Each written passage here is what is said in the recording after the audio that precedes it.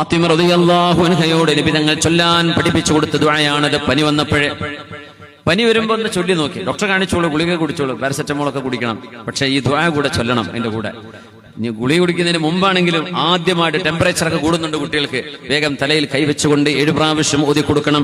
യാ ഹയ്യു യാ ഖയ്യൂം برحمتك أستغيث ومن عذابك أستجير اللهم لا تكلني إلى نفسي ولا إلى أحد من خلقك طرفة عين.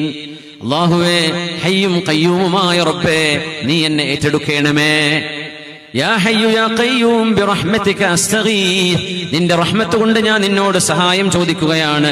അല്ലാഹുമ്മ ലാ തകിൽനി ഇലാ നഫ്സി, എന്റെ വിഷയം എന്നിലേക്കോ ഒരു മനുഷ്യരിലേക്കോ ഒരൽപ്പം പോലും, ഒരു കണ്ണിമ വെട്ടുന്ന വിഷയം പോലും അല്ലാഹുവേ നീ ഒരാളെയും ഏൽപ്പിക്കല്ലേ. എന്റെ വിഷയം നീ ഏറ്റെടുക്കണമേ.